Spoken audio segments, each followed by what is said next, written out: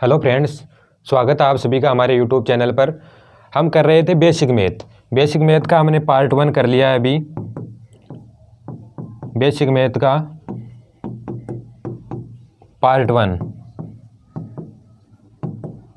One हमने क्या कर लिया है, कंप्लीट कर लिया है। आज के वीडियो में हम पढ़ेंगे बेसिक मैथ का पार्ट 2। पार्ट वन में हमने क्या क्या सीखा है। हमने जोड़, बाकी, गुणा, भाग, संख्या, अंक, दशमलव संख्याओं की जोड़, बाकी, गुणा, भाग, ये सब हमने पीछे के वीडियो में सीखा है। आज हम इसको आगे बढ़ाते हैं। तो आज सबसे पहले करेंगे हम कि गुणनखंड क्या होता है। देखिए, अभाज्य गुणनखंड, जैसे कोई संख्या है उसका अभाज्य गुणनखंड कैसे निकालेंगे। जैसे क्या है, 24 है, तो 24 में सबसे छोटी संख्या का पहले देखना है, सबसे छोटी संख्या को किस संख्या का भाग जा रहा है, जो अभाज्य संख्या हो। तो 24 में किसका भाग जा रहा है, एक का तो सभी में जाता है, एक से तो मतलब नहीं है। देखिए 2 का भाग जा रहा है, 24 में जा रहा है, कितनी बार जा रहा है, 12 बार जा रहा है। फिर क्या 12 में 2 का भाग जा रहा है, कितनी बार जा रहा है, 6 बार। फिर क्या 6 में 2 का भाग जा रहा है, कितनी बार, 3 बार। अब क्या 3 में 2 का जा रहा है, नहीं जा रहा है। इसका मतलब 3 में किसका भाग जा रहा है, 3 का। किसका भाग जा रहा है, 3 का। ये प्रक्रिया तब तक करनी है जब तक लास्ट में हमें 1 प्राप्त ना हो जाए। तो इसके 24 के देखिए अभाज्य गुणनखंड क्या हो गए, 24 के अभाज्य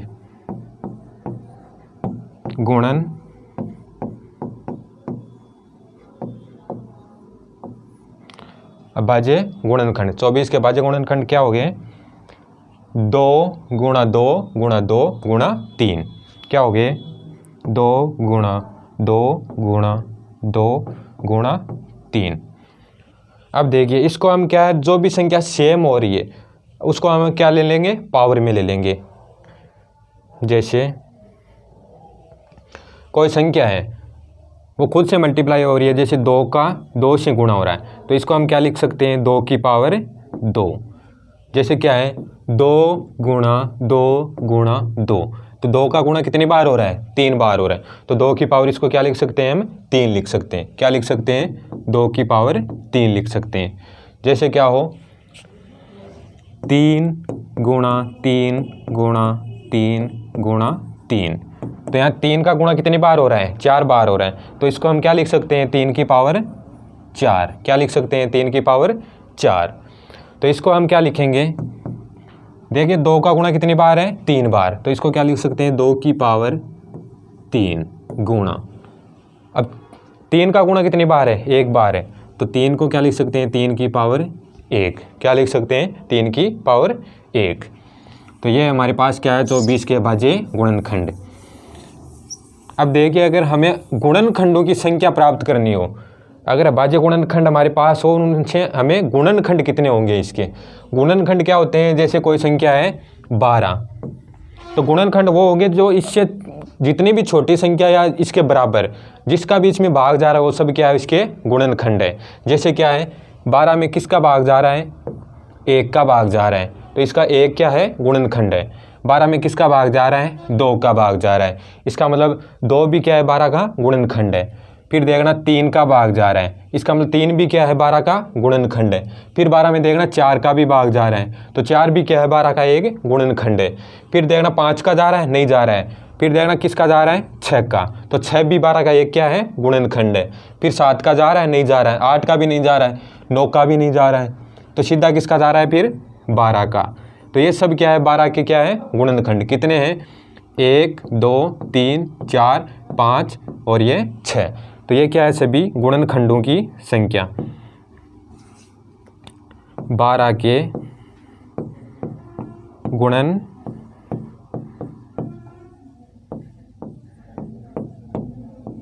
की संख्या कितनी है, 1 2 3 4 5 6। कितनी है, 6। ये सभी क्या है, इसके गुणनखंड। और ये क्या है, इसके अभाज्य गुणनखंड। तो 24 के गुणनखंड प्राप्त करने हो हमें, तो हम यहाँ से सीधा भी प्राप्त कर सकते हैं। जैसे कैसे करेंगे, देखना।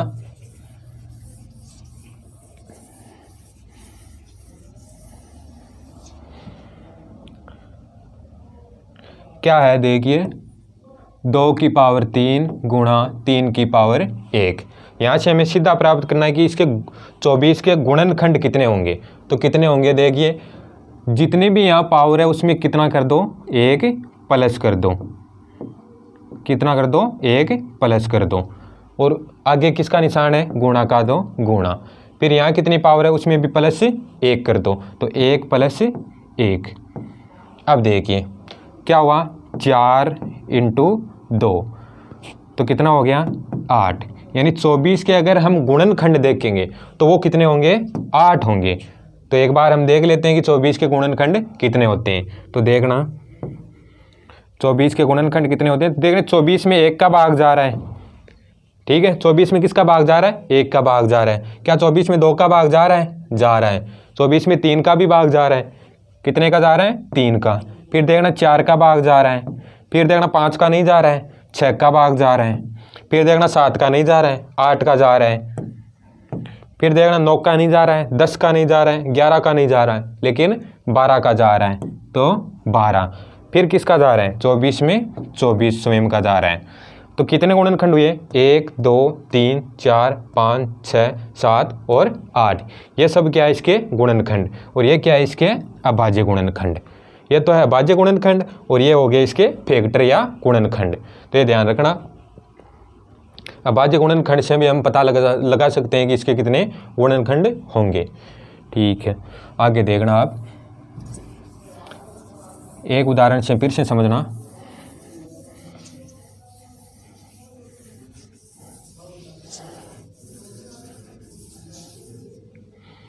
जैसे मान लो 90 है, इसके अभाज्य गुणनखंड करेंगे तो कैसे करेंगे। देखिए 90 में सबसे छोटी संख्या का भाग देंगे तो किसका भाग जा रहा है, 2 का। 2 का भाग दिया, कितनी बार जा रहा है, 45 बार। क्या 45 में 2 का भाग जा रहा है, नहीं जा रहा है। किसका जा रहा है, 3 का। कितनी बार जा रहा है, 15 बार। 15 में किसका भाग जा रहा है, 3 का भाग जा रहा है। कितनी बार जा रहा है, 5 बार। 5 में किसका भाग जा रहा है, 5 का। कितना आएगा, 1। जैसे हमें 1 प्राप्त हो वहीं हम रुक जाएंगे। तो ये देखना 90 का गुणनखंड क्या हो गया, अभाज्य गुणनखंड। 90 के अभाज्य गुणनखंड। 90 के अभाज्य गुणनखंड क्या हो गए, 2 गुणा 3 गुणा 3 गुणा 3 गुणा 3 और गुणा 5 गुणा 5। ये क्या है, 90 के अभाज्य गुणनखंड। अब देखिए इसको पावर में हम लिख सकते हैं, कैसे लिखेंगे। क्या हो रहा है, 2 की पावर 1, क्योंकि 2 एक ही बार है, लेकिन 3 कितनी बार है, 2 बार। तो 3 की पावर 2 गुणा 5 फिर से कितनी बार है, 1 बार। तो 5 की पावर 1। तो ये इसके क्या हो गए, अभाज्य गुणनखंड। अब अगर हमें इसकी प्राप्त करने हो कि गुणनखंड कितने होंगे, तो गुणनखंडों को देखिए कैसे प्राप्त करेंगे हम। अगर इसके देखेंगे हम गुणनखंड कितने होंगे, तो देखिए अभाज्य गुणनखंड क्या है इसके, 2 की पावर 1 इंटू 3 की पावर 2 इंटू 5 की पावर 1। मैंने क्या बताया आपको कि जो यहाँ पावर है उसमें +1 करना है बस, और उनको गुणा कर देना है।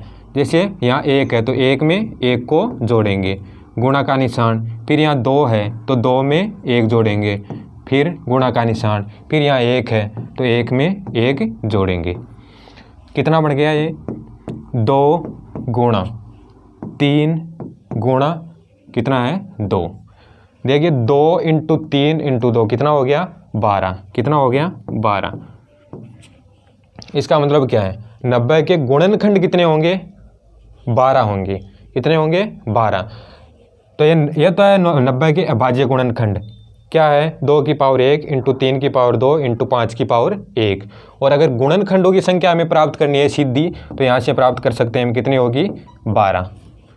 ठीक है, अब देखना अभाज्य गुणनखंड। उम्मीद है आप निकालना सीख गए होंगे अभी अभाज्य गुणनखंड। उदाहरण देखना, जैसे सबसे पहला उदाहरण क्या है, 1000। तो इसके 1000 के अभाज्य गुणनखंड निकालेंगे हम जब,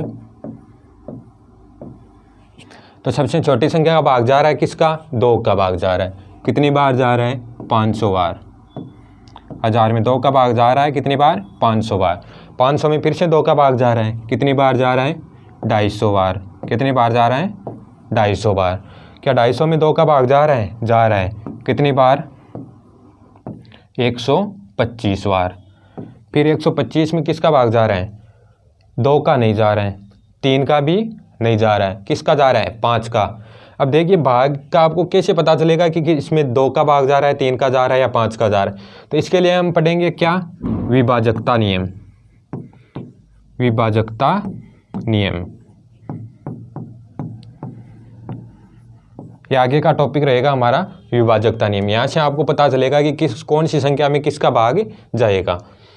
तो इसमें किसका भाग जा रहा है? 5 का। तो 125 में 5 का भाग कितनी बार जा रहा है? 25 बार। कितनी बार जा रहा है? 25 बार। 25 में फिर से 5 का भाग जा रहा है, कितनी बार जा रहा है? 5 बार। कितनी बार जा रहा है? 5 बार। 5 में फिर से भाग जा रहा है, कितनी बार जा रहा है? 5 का 1 बार। जैसे 1 आता है हम वहीं अपनी प्रक्रिया रोक देंगे। अब देखिए तो 1000 का अभाज्य गुणनखंड कितना हो गया हमारे पास? कितना हो गया? 2 × 2 × 2 × 5 × 5 × 5। तो क्या हो गया? 2 × 2 × 2 × 5 × 5 × 5। ये क्या है? हमारे 1000 के अभाज्य गुणनखंड। इसको हम ऐसे भी लिख सकते हैं 2 की पावर 3 × 5 की पावर 3। ये क्या है? अपने अभाज्य गुणनखंड। ये 2 उदाहरण आप खुद से करना, एक ये और एक ये, और भी आप प्रैक्टिस करते रहना। आगे देखना विभाजकता नियम। विभाजकता नियम क्या कहता है कि कैसे पता चलेगा आपको कि इसमें कौन सी संख्या का भाग जा रहा है। सबसे पहला है कि 2 का नियम। 2 का नियम, इसके आपको नोट्स बनाने हैं विभाजकता नियम की, कि किस में किसका भाग जा रहा है, कैसे पता चलेगा। तो देखिए 2 का नियम क्या है। सबसे पहले क्या है? 2 का नियम। तो 2 का नियम क्या कहता है हमें? अगर कोई संख्या है जिसके अंत में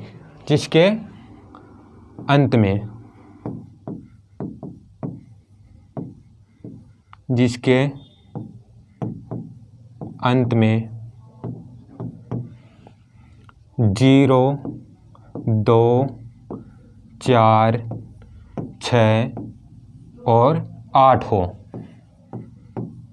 तो उसमें क्या होगा? 2 का भाग जाएगा। उसमें क्या है? पूर्णतया 2 का भाग जाएगा। जिसके अंत में क्या हो? किसी भी संख्या के अंत में क्या हो? 0, 2, 4, 6 और 8। जैसे कोई संख्या देखना आप, जैसे संख्या है 248, तो इसमें देखना लास्ट का अंक क्या है? 8। तो लास्ट का अंक अगर 8 हो तो इसमें किसका भाग जाएगा? 2 का भाग जाएगा। तो 248 में 2 का भाग जाएगा। कितनी बार जाएगा? 1, 2 और 4, 124 बार। ठीक है। आगे अगला उदाहरण देखना आप, जैसे क्या है 1006। तो लास्ट में क्या है? लास्ट का अंक देखना हमें। लास्ट का मतलब इकाई का अंक। क्या है? इकाई का अंक। हमें इकाई अंक देखना है। अगर इकाई अंक क्या हो? 0, 2, 4, 6 और 8 हो, तो उसमें क्या? 2 का भाग जाएगा। तो इसके अंत में क्या है? 6 है। इसका मतलब क्या होगा? 2 का भाग जाएगा। जैसे अगला उदाहरण देखना कोई, जैसे 224 है, तो लास्ट में क्या है? 4 है। इसका मतलब इसमें 2 का भाग जाएगा। तो ये है अपना 2 का नियम। इसको आप नोट्स बना के उतार लो या फिर इसका स्क्रीनशॉट ले लो आप। आगे देखना आप 3 का विभाजकता का नियम।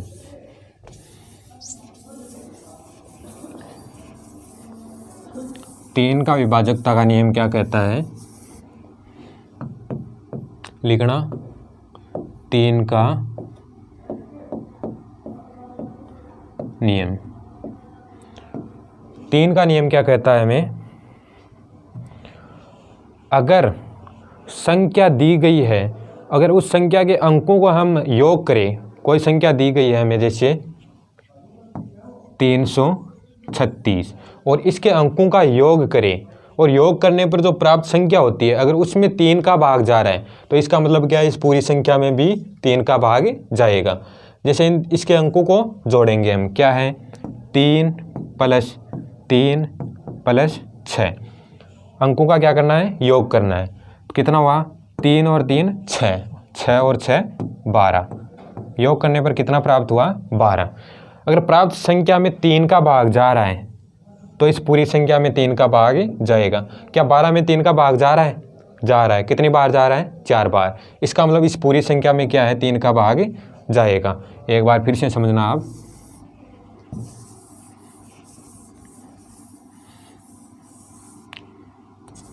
जैसे कोई संख्या है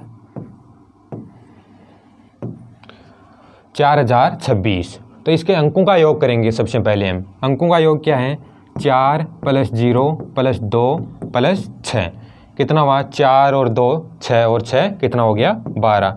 12 में 3 का भाग जा रहा है, इसका मतलब इस पूरी संख्या में क्या है, 3 का भाग जाएगा। जैसे कोई अगला उदाहरण देखना आप, जैसे क्या है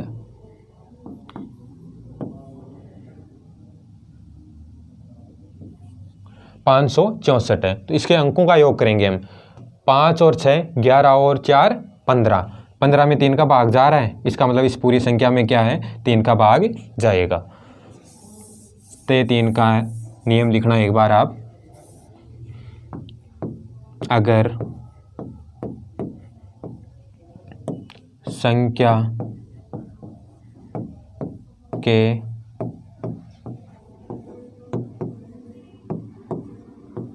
अंकों का योग करने पर, अगर संख्या के अंकों का योग करने पर प्राप्त संख्या में अगर 3 का भाग जाता हो तो उस संख्या में भी 3 का भाग जाएगा। देखना, कोई भी संख्या दे रखी है हमें, उसके अंकों का अगर हम योग करेंगे, अगर योग करने पर प्राप्त संख्या में अगर 3 का भाग जा रहा है, इसका मतलब उस पूरी संख्या में 3 का भाग जाएगा। अगला देखना, अगला नियम क्या है, 4 का नियम। इसका आप स्क्रीनशॉट ले लेना।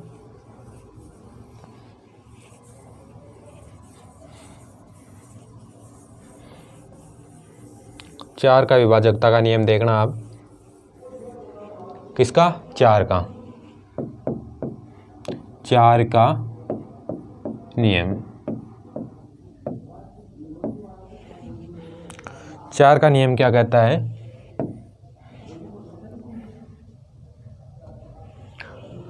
अगर संख्या के लास्ट के 2 अंक देखने, अगर लास्ट के 2 अंकों में 4 का भाग जा रहा है, इसका मतलब पूरी संख्या में 4 का भाग जाएगा।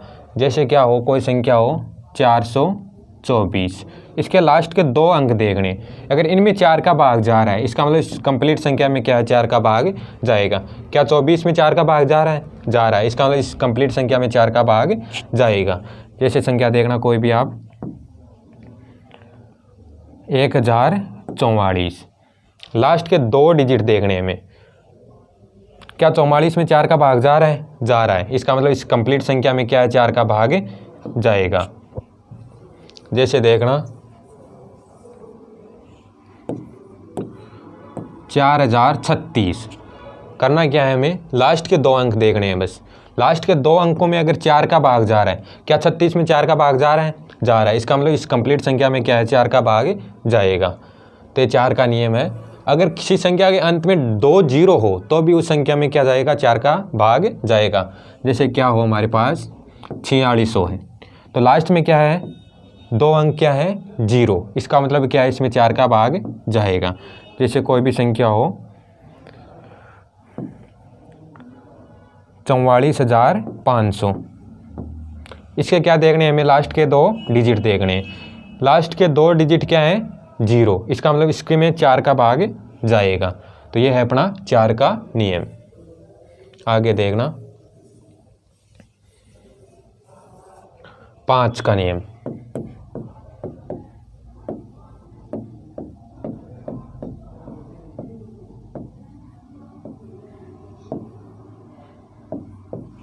पाँच का नियम क्या कहता है कि अगर किसी संख्या के अंत में यानी इकाई का अंक क्या हो, 0 और 5, तो इसमें क्या है, 5 का भाग जाएगा। यानी अंत में अगर 0 या 5 हो, जैसे क्या है 450, लास्ट में क्या है 0, इसका मतलब इसमें 5 का भाग जाएगा। जैसे आ जाए 345, लास्ट में क्या है 5, तो इसका मतलब इसमें क्या है 5 का भाग जाएगा। यानी इकाई का अंक देखना है हमें। इकाई का अंक अगर 0 और 5 हो तो इसमें किसका भाग जाएगा, 5 का। जैसे कोई भी संख्या हो 1045, तो लास्ट में क्या है 5, तो इसमें क्या है 5 का भाग जाएगा। तो यह है 5 का नियम। आगे देखेंगे हम 6 का नियम। 6 का विभाजकता नियम।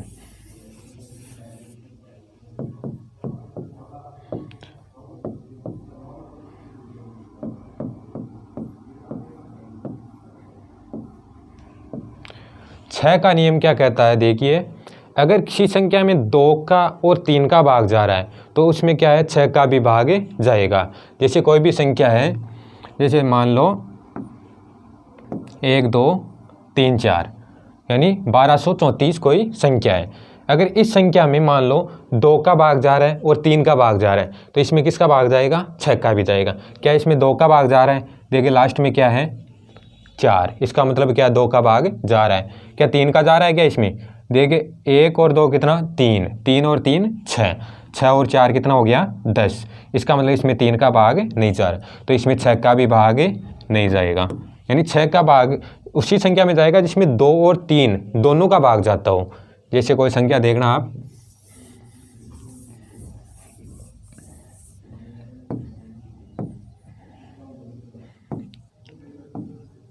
ये संख्या है 3423। अब देखना सबसे पहले हमें इसमें देखना क्या इसमें 2 का भाग जा रहा है, नहीं जा रहा है। क्यों, लास्ट में क्या है 3 है। 2 का भाग के लिए लास्ट में क्या चाहिए 0 2 4 6 और 8, तो इसमें 2 का भाग नहीं जा रहा है, इसका मतलब इसमें 6 का भी भाग नहीं जाएगा। अगर कोई संख्या हो जैसे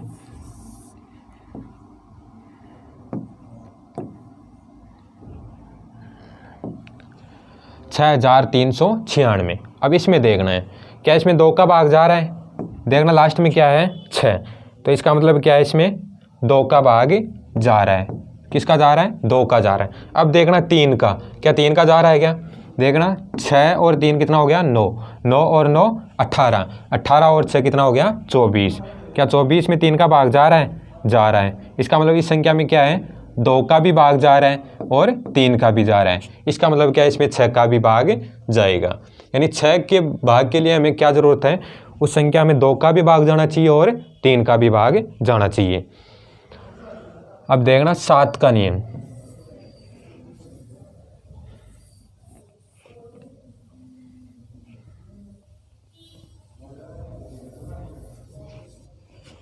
सात का यहाँ लिखा नहीं है, इस 12 की जगह 7 है। तो 7 का नियम क्या कहता है, 7 का नियम। 7 का नियम क्या कहता है, देखना मान लो अगर हमें कोई संख्या दी हुई है जैसे 884, ये एक संख्या दी गई है। हम कैसे पता करेंगे कि इसमें 7 का भाग जा रहा है या नहीं जा रहा है? तो सबसे पहले हमें देखना है कि इसके इकाई के अंक को उठाना है, ठीक है, और बाकी जो बची संख्या है उसमें डबल करके उसमें से घटाना है। जैसे क्या करना है, क्या संख्या है 884, इसका इकाई अंक उठाना है हमें, लास्ट का अंक, ठीक है। तो कितनी संख्या बची फिर 88 बची, इसका हमें डबल करना है, यानी 4 का कितना करना है, डबल करेंगे तो कितना हो जाएगा 8, और इसमें से क्या करेंगे माइनस, तो कितना बचा फिर अगर घटाएंगे तो 8 में से 8 गया तो 0 और 8 का 8। अब जो संख्या बच रही है कितनी बच रही है 80, क्या इस संख्या में 7 का भाग जा रहा है? नहीं जा रहा है, किसमें नहीं जा रहा है। अगर आपको फिर से देखना है तो आप एक बार इस प्रक्रिया को दोबारा देख सकते हैं, दोबारा भी दोहरा सकते हैं। जैसे क्या बच्चा है हमारे पास 80 बच्चा, फिर से आप लास्ट के अंक को उठाना है, लास्ट के अंक को उठाना है तो कितनी बची ओनली संख्या 8 बची, इसका डबल करके इसमें से माइनस करना है, तो 0 का डबल तो 0 होता है, इस 0 को इसमें से घटाना है। प्राप्त संख्या कितनी हुई 8। प्राप्त संख्या में क्या 7 का भाग जा रहा है? नहीं जा रहा है, इसका मतलब इस कंप्लीट संख्या में 7 का भाग नहीं जाएगा। अब देखना, जैसे अगला एग्जाम्पल देखना जिसमें आपको कंप्लीट समझ में आएगा।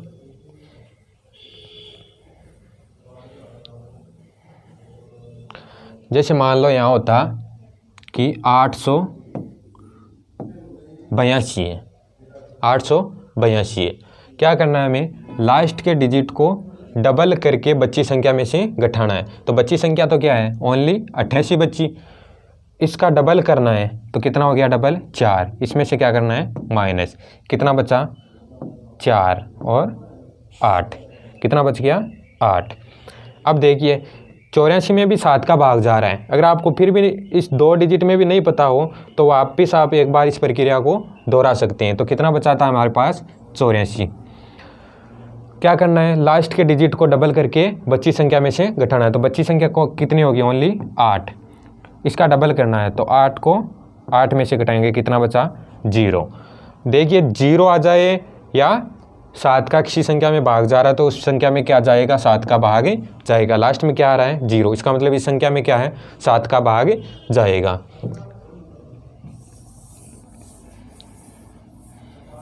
जैसे एक उदाहरण देखना फिर से आप,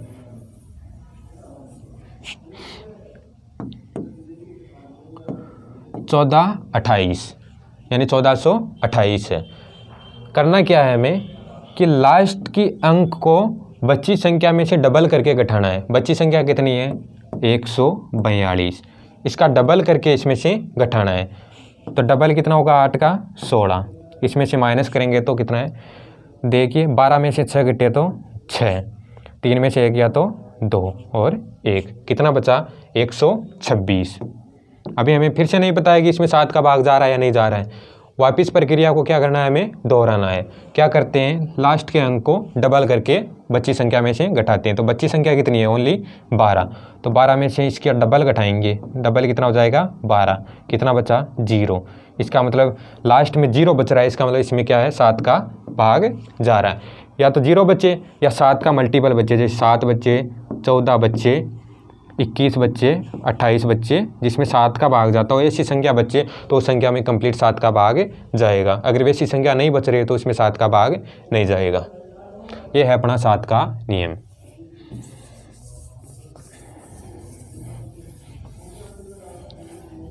अब देखिए 8 का विभाजकता नियम। 8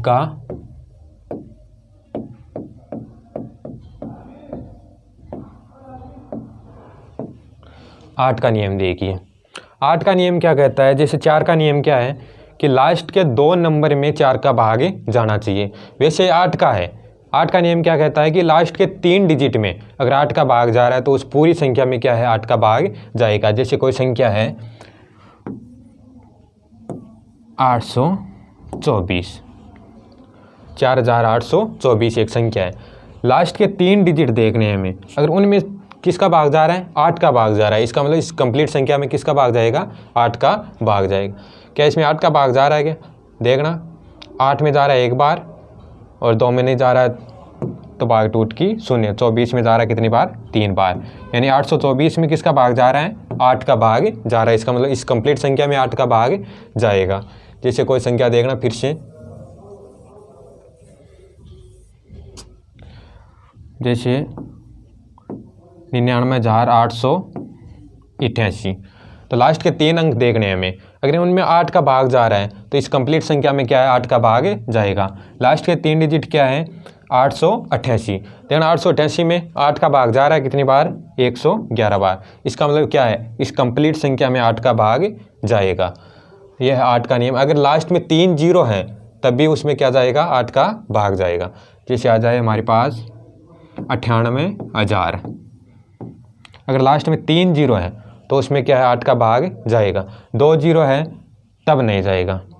अगर इन अंक, फिर इनमें 3 देखना है कि 3 अंकों में अगर 8 का भाग जा रहा है तो उसमें जाएगा। देखना इन तीनों अंक क्या है, 800 है, तो क्या 800 में 8 का भाग जा रहा है, कितनी बार, 100 बार। तो फिर कंप्लीट इसमें संख्या में क्या जाएगा, 8 का भाग जाएगा।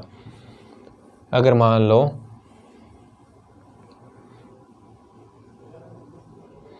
संख्या आ जाए 46,700, अब देखिए 3 जीरो नहीं है, 2 जीरो है। 2 जीरो हो तो 4 का भाग जाता है, 3 जीरो हो तो 8 का भाग जाता है, लेकिन 3 जीरो नहीं है। तो इन 3 अंकों को देखेंगे, क्या लास्ट के 3 अंकों में 8 का भाग जा रहा है, 700 है, तो इसमें क्या है, कंप्लीट 8 का भाग नहीं जा रहा है। इसका मतलब इस कंप्लीट संख्या में क्या है, 8 का भाग नहीं जाएगा। यह है अपना 8 का नियम। आगे देखेंगे हमें 9 का नियम। 9 का नियम क्या है, जैसे 3 का नियम है सेम वही 9 का नियम है। 3 का नियम क्या है अपना, 9 का नियम,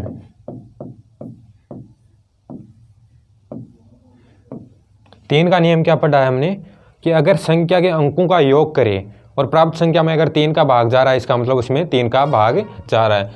सेम वही का वही नियम क्या है, 9 का नियम है। 9 का नियम क्या कहता है, अगर संख्या के अंकों का योग करे और उस योग में अगर 9 का भाग जा रहा है, इसका मतलब क्या है, उस कंप्लीट संख्या में 9 का भाग जाएगा। जैसे कोई भी संख्या देख लेना आप,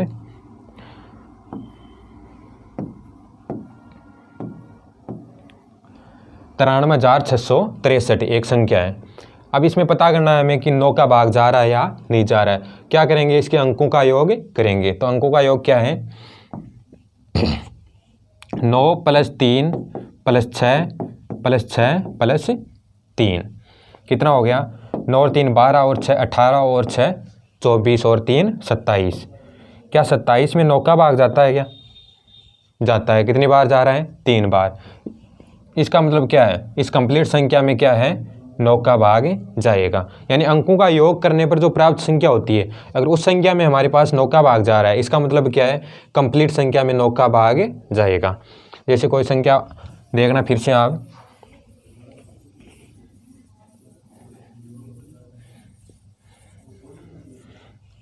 एक संख्या है जैसे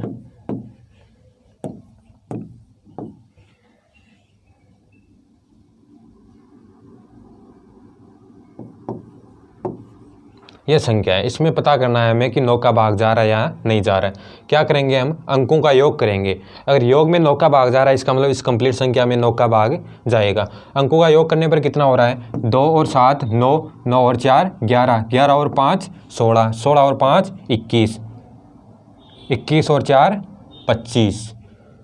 देखना एक बार फिर से देखना, 2 और 7 9, 9 और 4 13, 13 और 5 18, 18 और 5 23, 23 और 4 27। अंकों का योग करने पर कितना हो रहा है, 27। अगर अंकों के योग करने पर अगर इस संख्या में 9 का भाग जा रहा है, इसका मतलब कंप्लीट संख्या में 9 का भाग जाएगा। क्या 27 में 9 का भाग जा रहा है, जा रहा है। इसका मतलब क्या है, कंप्लीट संख्या में 9 का भाग जाएगा। तो यह है अपना 9 का नियम। फिर देखना 10 का नियम। 10 का नियम सीधा सा सिंपल सा है।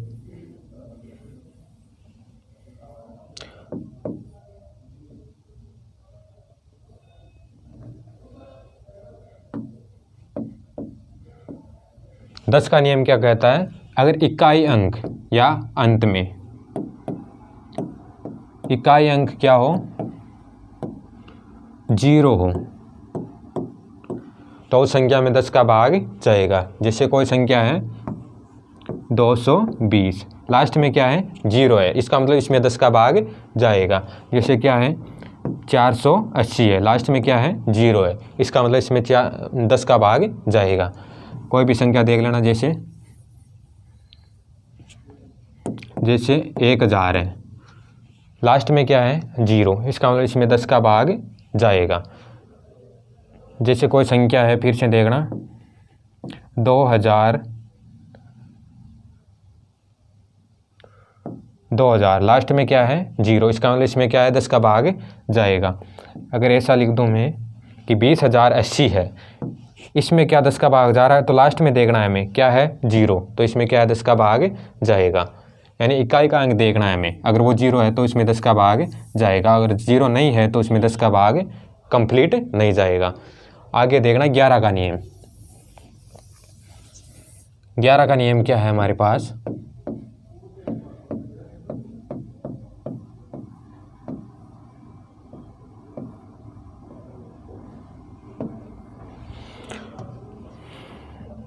ग्यारह का नियम यह कहता है अगर कोई संख्या है उसके सम अंकों और विषम अंकों को उनका योग करे और उनका अंतर करे, उसके बाद अगर उस संख्या में प्राप्त संख्या में 11 का भाग जा रहा है तो उसमें क्या जाएगा 11 का भाग पूरी संख्या में जाएगा। देखना कोई जैसे संख्या है 11, 22, 33, करना क्या है, इसके सम स्थानों के अंकों का योग देखना है। सम स्थान कौन से, यहाँ से देखने हैं। ये तो विषम हो गया क्योंकि ये 1 नंबर पर है, ये 2 नंबर पर है, 3, 4 पर, 5 पर और 6 पर। तो एक क्या है विषम, तो ये तो क्या हो गया विषम, ये सब क्या है विषम, और ये सब क्या है सम। तो सम स्थानों के अंकों का योग देखेंगे पहले। सम स्थानों में अंकों का योग देखेंगे तो 3 + 2 + 1, 3, 2 और 1। इस अंकों के योग को घटाएंगे हम विषम अंकों के योग में। देखना क्या है विषम अंकों का योग, 3, 2 और 1, 3 + 2 + 1। अगर प्राप्त संख्या 0 या 11 का मल्टीपल हो तो उस संख्या में क्या है 11 का कंप्लीट भाग जाएगा। देखना कितना आ रहा है, 3 और 2 5 और 1 6, 6 में से 6 घटाएंगे तो कितना आएगा 0। प्राप्त संख्या क्या है 0, इसका मतलब इस कंप्लीट संख्या में क्या है 11 का भाग जाएगा। अगर या तो 0 आए या 11 का मल्टीपल आए, जैसे 11 आ जाए, 22 आ जाए, 33 आ जाए या 44 आ जाए, ये डैश डैश डैश, अगर ऐसी संख्या प्राप्त हो हमें लास्ट में तो उसमें क्या है 11 का भाग जाएगा। जैसे कोई अन्य संख्या देखना आप,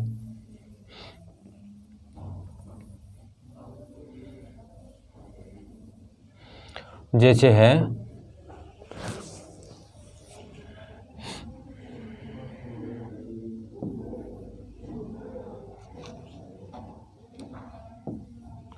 12, 32 है। इसमें देखना क्या करेंगे, सबसे पहले सम स्थानों के अंकों का योग करेंगे। तो सम स्थान कौन कौन से हैं, 3 और 1, ये क्या है सम स्थान। इसके अंकों का योग करेंगे तो कितना हो रहा है 3 और 1 4, माइनस कर देंगे विषम अंकों के स्थानों के योग से। तो विषम अंकों का योग कितना हो रहा है, देखना 2 और 2 4, कितना प्राप्त हो रहा है हमारे पास 0 प्राप्त हो रहा है। इसका मतलब क्या है इसमें 11 का भाग जाएगा, या तो 0 प्राप्त हो या 11 का मल्टीपल प्राप्त होने पर क्या करेंगे हम 11 का भाग उस संख्या में जाता है। जैसे कोई उदाहरण एक बार एक और देखना आप, जैसे आ जाए 6, 6, 5, 3, 2, क्या करेंगे सबसे पहले सम स्थानों का अंकों का योग देखेंगे। तो सम स्थानों के अंकों का योग कितना है, एक तो 3 है सम स्थान पर और एक 6 है, आगे है नहीं, तो कितना हो गया 6 और 3 9, उसमें से माइनस करेंगे विषम अंकों के स्थानों के योग से। तो विषम अंकों के स्थानों का योग कितना है, देखिए 2 और 5 कितना हो गया 7 और 6 11, क्या करेंगे 9 में से 11 घटाएंगे तो कितना बचेगा -2। क्या 11 का मल्टीपल में नहीं है, इसका मतलब इसमें 11 का भाग नहीं जाएगा। अगर यहाँ -11 भी होता या -22 होता तो इसमें क्या है भाग जाता, ये 11 के मल्टीपल में ऐसे भी ठीक। 11 का विभाजकता का नियम था। आगे देखना आप, हमारा अगला टॉपिक देखना। फिर अगला टॉपिक है अपना HCF।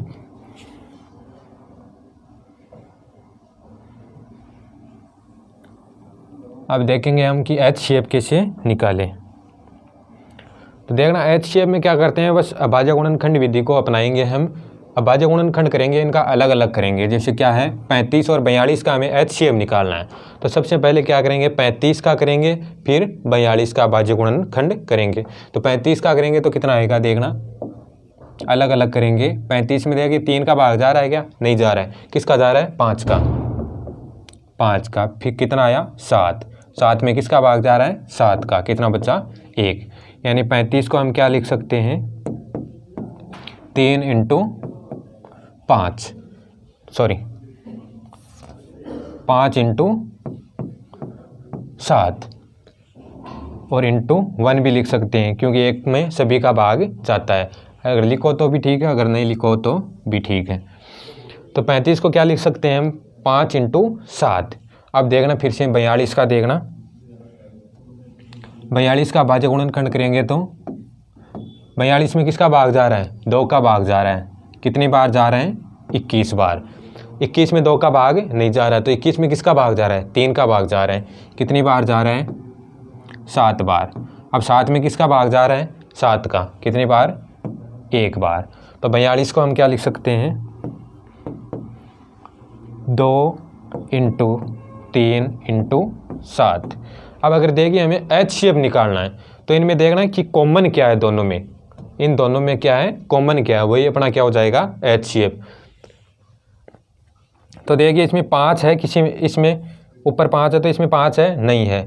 देखना 7 इसमें है कहाँ, ये रहा। इसका मतलब 7 क्या है दोनों में कॉमन है।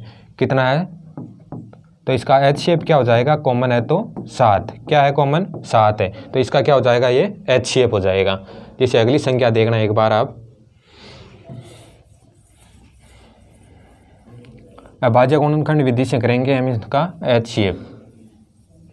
क्या है, जैसे 15 है तो 15 का सबसे पहले हमें क्या करना है अभाज्य गुणनखंड करना है। तो 15 में किसका भाग जा रहा है 3 का भाग जा रहे हैं। किसका जा रहा है 3 का। कितनी बार जा रहे हैं 5 बार। 5 में फिर किसका भाग जा रहा है 5 का। कितनी बार जा रहा है 1 बार। तो 15 को हम क्या लिख सकते हैं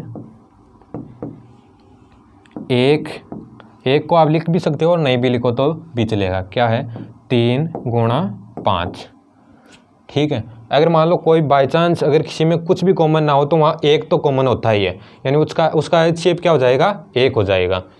अब देखना 42 का करेंगे हम अभाज्य गुणनखंड, 42 नहीं 60 का करेंगे। तो 60 में किसका भाग जा रहा है 2 का भाग जा रहा है। किसका भाग जा रहा है 2 का। कितनी बार जा रहा है 30 बार। फिर 30 में किसका भाग जा रहा है 2 का भाग जा रहा है। कितनी बार जा रहा है 15 बार। 15 में किसका भाग जा रहा है 3 का भाग जा रहा है। किसका जा रहा है 3 का। कितनी बार जा रहा है 5 बार। 5 में किसका भाग जा रहा है 5 का। कितनी बार जा रहा है 1 बार। इसका मतलब हम 60 को क्या लिख सकते हैं 2 × 2 × 3 × 5। क्या लिख सकते हैं 2 × 2 × 3 × 5। गुणा 1 लिखो तो भी ठीक है, नहीं लिखो तो भी ठीक है। अब देखिए कॉमन देखेंगे हम, 1 तो सभी में कॉमन रहता ही है। अब देखना 3 इसमें भी है और इसमें भी है। इसका मतलब 1 तो कॉमन क्या है 3। फिर देखना 5 इसमें भी है और 5 इसमें भी है। इसका मतलब क्या है 5 भी कॉमन है। तो हमारे पास कॉमन क्या आया 3 × 5। जो कॉमन आया वही अपना क्या हो जाएगा HCF। क्या हो जाएगा 3 × 5 कितना हो जाएगा 15। ये अपना क्या है HCF। एक उदाहरण और देखना आप, उससे समझने की कोशिश करना। जैसे 4 नंबर का उदाहरण है वो देखेंगे हम। 4 नंबर का उदाहरण क्या है, इससे आपको कंप्लीट समझ में आ जाएगा HCF क्या है। साथ में आप खुद से प्रैक्टिस करते रहना चाहिए आपको, ताकि आपकी कैलकुलेशन स्पीड अच्छी हो सके। देखिए चौथा उदाहरण क्या कहता है 84, 126 और 140 का HCF देखना है हमें। तो सबसे पहले क्या करेंगे हम 84 का क्या करेंगे अभाज्य गुणनखंड। तो 84 का अभाज्य गुणनखंड करेंगे तो कैसे करेंगे देखना 84 लिखेंगे। 84 में किसका भाग जा रहा है 2 का भाग जा रहा है। कितनी बार जा रहा है 42 बार। 42 में फिर से 2 का भाग जा रहा है, कितनी बार जा रहा है? 21 बार। 21 में फिर से भाग जा रहा है किसका? 3 का, कितनी बार जा रहा है? 7 बार। 7 में किसका भाग जा रहा है? 7 का, कितनी बार? 1 बार। तो 84 को हम क्या लिख सकते हैं? 84 इज इक्वल टू क्या लिख सकते हैं? 2 गुणा 2 गुणा 3 गुणा 7। 84 को हम क्या लिख सकते हैं? 2 गुणा 2 गुणा 3 गुणा 7। अब देखेंगे हम अगली संख्या कितनी है? 126। तो 126 का अभाज्य गुणनखंड करेंगे हम। 126 में 2 का भाग जा रहा है, कितनी बार जा रहा है? 63 बार। 63 में फिर किसका भाग जा रहा है? 3 का जा रहा है, कितनी बार जा रहा है? 21 बार। कितनी बार जा रहा है? 21 बार। 21 में फिर से भाग जा रहा है किसका? 3 का, कितनी बार जा रहा है? 7 बार। कितनी बार जा रहा है? 7 बार। 7 में किसका भाग जा रहा है? 7 का, कितनी बार? 1 बार। तो हम 126 को क्या लिख सकते हैं? 2 गुणा 3 गुणा 3 गुणा 7। तो 126 को हम क्या लिख सकते हैं? 2 गुणा 2 3 गुणा 3 गुणा 7। अब देखना अगली संख्या, देखना अगली संख्या है हमारे पास 140। फिर से सेम तरीका अपनाएंगे हम। 140 का क्या करेंगे? अभाज्य गुणनखंड करेंगे।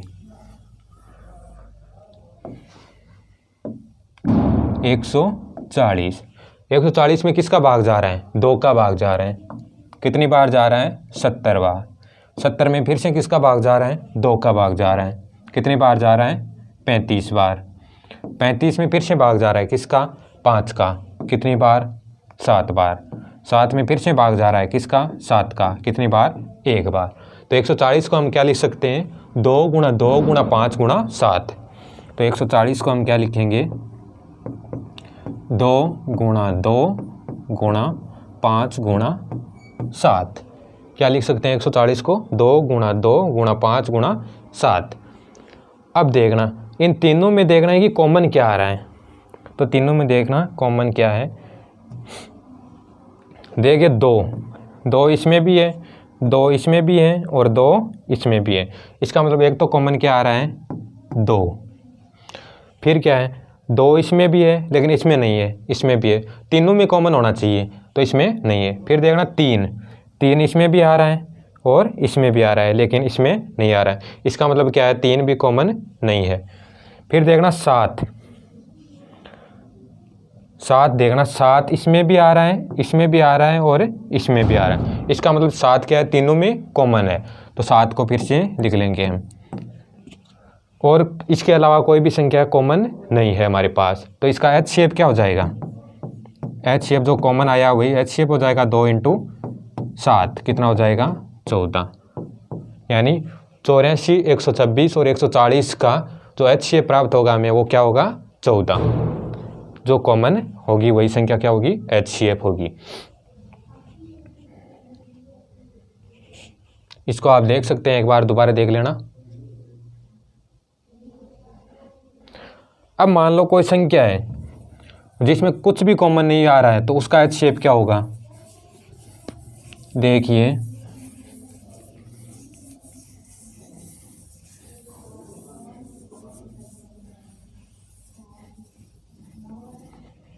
जैसे कोई संख्या है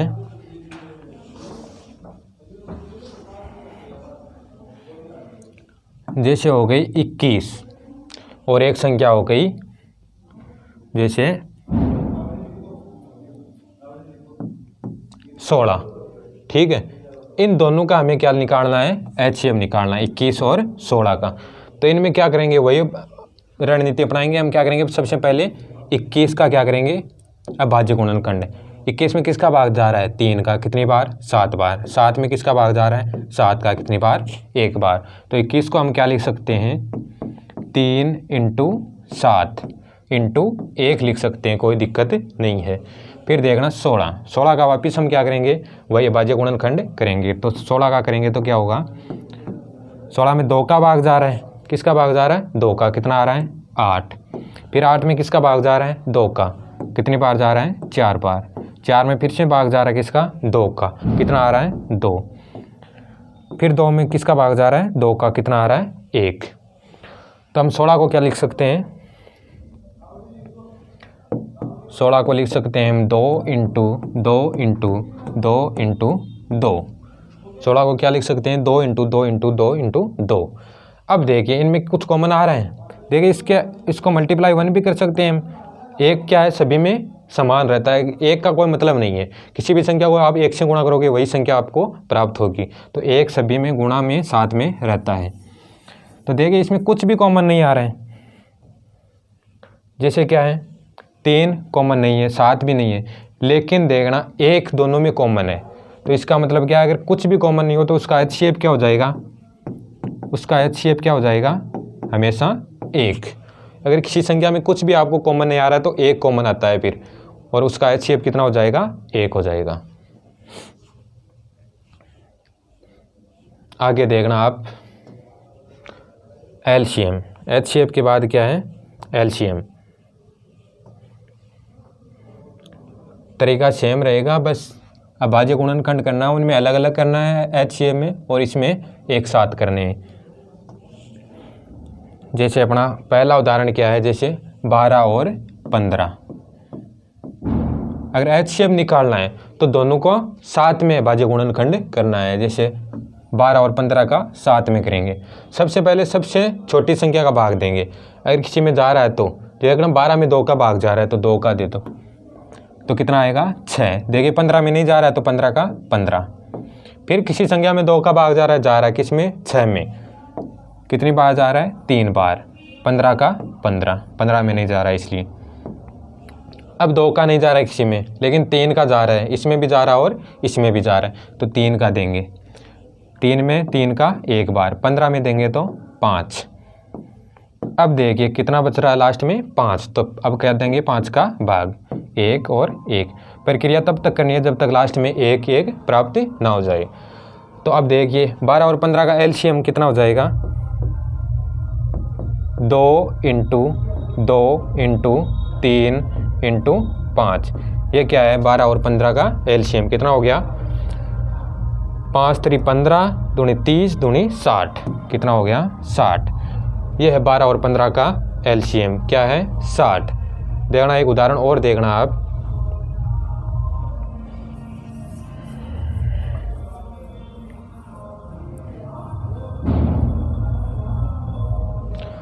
जैसे उदाहरण क्या है, 18 और 27।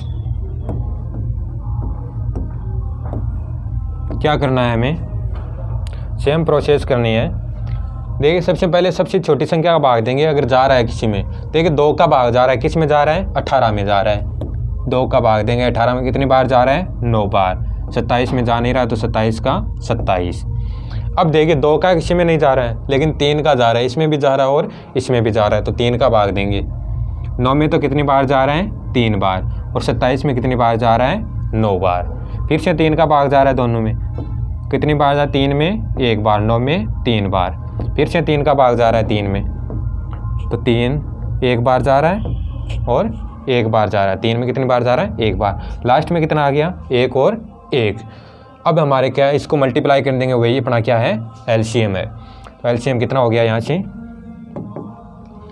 2 इंटू 3 इंटू 3 इंटू 3। क्या आया अपना LCM, 2 इंटू 3 इंटू 3 इंटू 3। क्या आ गया, 2 इंटू 3 इंटू 3 इंटू 3। ये अपना क्या है, LCM है। अब देख लेना, यहाँ से गुणा कर लेना आप। 3 को 3 से गुणा करेंगे कितना आएगा, 9। 9 को 3 से गुणा करेंगे तो 27। 27 को 2 से गुणा करेंगे तो कितना आ जाएगा, 54। ये अपना क्या है, LCM है। ठीक है, आगे एक उदाहरण और देखना आप। जैसे 4 नंबर का उदाहरण देखना आप।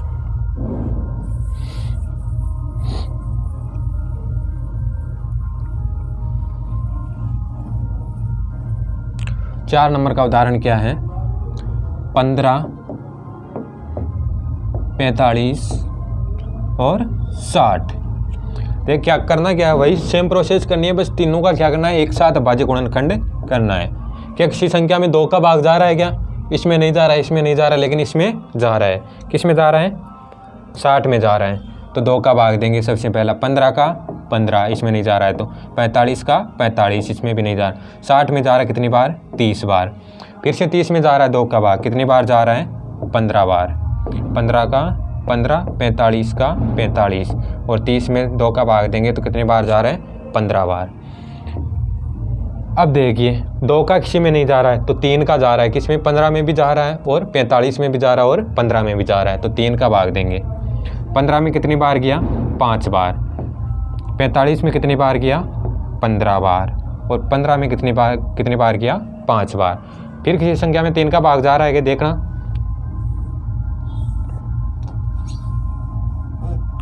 किस में जा रहा है? 15 में जा रहा है 3 का भाग, तो 5 का 5। 15 में 3 का भाग कितनी बार जा रहा है? 5 बार। फिर 5 का 5।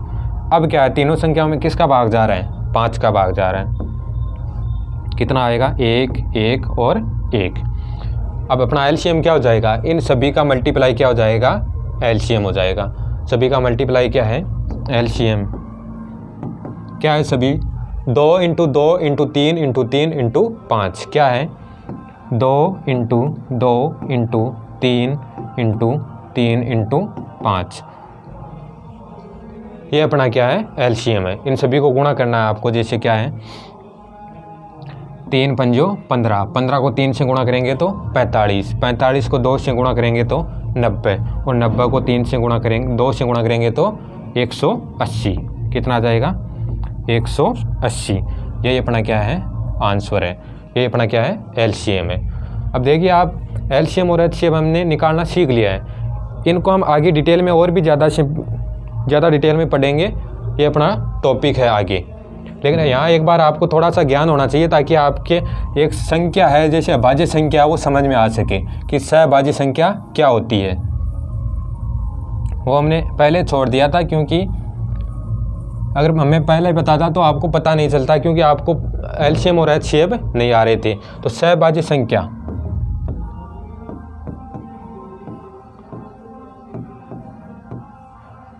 सहभाज्य संख्या, इसको पढ़ने के लिए हमें एलसीएम, एचसीएफ और गुणनखंड सीखना जरूरी है। तो सहभाज्य संख्या कौन सी होती है? अगर कोई दो संख्या होती है, उनको पता करना होता है कि सहभाज्य संख्या है या नहीं है। अगर दोनों संख्याओं में कुछ भी कॉमन नहीं है तो वो क्या होगी? सहभाज्य संख्याएं होगी। जैसे क्या करेंगे हम? 4 और 6 लेंगे। क्या ये सहभाज्य संख्याएं हैं क्या? देखेंगे हम। देखिए इनमें 2 कॉमन आ रहा है दोनों में। क्यों? 4 को भी हम लिख सकते हैं क्या? 2 × 2, और 6 को भी हम लिख सकते हैं, 6 को क्या लिख सकते हैं? 2 × 3। तो क्या कॉमन आ रहा है हमारे पास? 2 कॉमन आ रहा है। इसका मतलब क्या है? ये एक सहभाज्य संख्या नहीं है। आगे देखना, जैसे यानी इनका एचसीएफ नहीं होना चाहिए। ऐसी संख्याएं जिनका एचसीएफ केवल 1 हो वही क्या होती है? सहभाज्य संख्याएं होती है। जैसे क्या है? 4 और 7 हो। क्या इन दोनों में कुछ कॉमन है क्या? कुछ भी कॉमन नहीं है, क्योंकि 4 को लिख सकते हैं हम कितना? 2 × 2, और 7 को क्या लिख सकते हैं? 7 × 1। तो इसमें कुछ भी कॉमन नहीं है, केवल 1 कॉमन है। तो जिसमें केवल और केवल 1 ही कॉमन हो, यानी जिनका एचसीएफ क्या हो? एचसीएफ क्या हो? केवल 1 हो, वह संख्याएं क्या होती है? सहभाज्य संख्याएं होती है। सहभाज्य संख्याओं पर हम क्वेश्चन आके देखेंगे, हम जब डिटेल में पढ़ेंगे। एक बार आपको थोड़ा सा अंदाज़ा होना चाहिए ताकि आपकी कैलकुलेशन स्पीड जो है वो इंक्रीज हो सके। अब देखना भिन्न और दशमलव।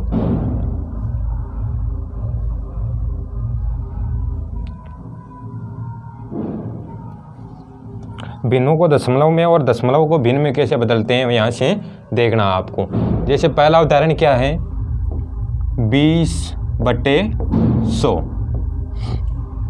ये किस रूप में है? भिन्न के रूप में है, यानी अंश बट्टे हर के रूप में। इसका मतलब क्या है? ये भिन्न के रूप में। अगर इसको दशमलव में बदलना है तो क्या है? 100 का भाग देंगे 20 में, तो 100 का भाग देंगे 20 में तो कितना आ जाएगा? 0.20। ये किस में आ गया? अभी दशमलव में। किस में आ गया? दशमलव में। यह हो गई दशमलव। और ये अपना क्या था? भिन्न। ये क्या था? भिन्न। यानी जिनको P/Q के फॉर्म में या मान लो अंश बट्टे हर के रूप में लिख सकते हैं, उनको क्या कहते हैं, भिन्न। और जिनको पॉइंट में लिख सकते हैं उनको क्या कहते हैं, दशमलव संख्या। जैसे क्या है 0.3 है, अगर इसको दशमलव है, अगर इसको भिन्न में बदलना हो तो क्या करेंगे, जैसे क्या 0.3 है, अगर इसको हमें भिन्न में बदलना है तो देखना पॉइंट हटाने के लिए क्या करते हैं, हम नीचे 10 से गुणा कर देंगे तो क्या हो जाएगा 3/10। ये क्या हो गया, इसका भिन्न रूप हो गया। ये क्या हो गया, भिन्न का रूप हो गया। जैसे क्या है 0.48, ये तो क्या है दशमलव संख्या, अगर इसको भिन्न में बदलना है तो क्या करेंगे, नीचे 100 का भाग दे देंगे तो ये क्या हो जाएगी 48/100। ये क्या हो गई, अपनी भिन्न हो गई। अब देखना भिन्नों में क्या है, अगर भिन्न होती है एक तो साधारण भिन्न और एक होती है मिश्र भिन्न। तो देखना मिश्र भिन्न है, ये क्या है 4/1/2। इसको कैसे पढ़ेंगे, 4/1/2। जैसे क्या हो 5/3/4, तो इसको कैसे पढ़ेंगे 5/3/4। ये क्या है, एक मिश्र भिन्न है। इसको साधारण भिन्न में बदलेंगे तो कैसे बदलेंगे, करते हैं क्या है, इस संख्या को इससे मल्टीप्लाई करते हैं और इस संख्या को इसमें जोड़ देते हैं। इस संख्या को तो क्या करेंगे, इससे मल्टीप्लाई, और इस संख्या को इसमें जोड़ देंगे तो देखना 2 × 4 कितना हो गया, 8 और 1 9। यानी इस संख्या को तो हमें क्या करना है, जोड़ना, और इन दोनों संख्याओं को क्या करना है, गुणा करना है। तो 2 × 4 कितना हो गया, 8 और 1 9, 9/2 कितना हो जाएगा, 9/2। जैसे अगला उदाहरण देखना, आप क्या करना है, इन दोनों संख्याओं को तो क्या करना है, गुणा। 4 × 5 कितना हो गया, 20। 20 में क्या करेंगे, 3 को जोड़ देंगे तो कितना हो जाएगा 30/4। कितना हो गया 23/4, सॉरी कितना है 23/4। ये अपना साधारण भिन्न में आ गया। जैसे एक अलग उदाहरण और देखना आप, जैसे आ जाए 6/2/3। कैसे करेंगे, इन दोनों संख्याओं को क्या करेंगे, इन दोनों को क्या करेंगे, गुणा करेंगे। क्या करेंगे, गुणा। इसको क्या कर देंगे, प्लस। 3 को 6 से मल्टीप्लाई करेंगे तो कितना आ गया, 3 × 6 = 18 + 2 कितना हो गया, 20/3। ये क्या हो गई, साधारण भिन्न, यानी मिश्र भिन्न से साधारण भिन्न। एक उदाहरण और देखना आप, जैसे आ जाए मान लो 3/7/9। 3/7/9 आ जाए। करना क्या है, इन दोनों को मल्टीप्लाई करना है। 3 को 9 से गुणा करेंगे तो 27, और 27 में किसको जोड़ेंगे, 7 को, कितना हो गया 34। 34/9। ये क्या हो गई, अपनी साधारण भिन्न। तो चलिए फ्रेंड्स, आज के लिए इतना ही। हमने पहले देखा है बेसिक मैथ का पार्ट 1 भी कंप्लीट कर लिया और पार्ट 2 भी कंप्लीट कर लिया। इससे आगे और भी चीज़ें हैं जो हम नेक्स्ट वीडियो में पढ़ेंगे। तब तक आप मस्त रहिए, स्वस्थ रहिए और खेलते रहिए। अपना ख्याल रखिए। धन्यवाद।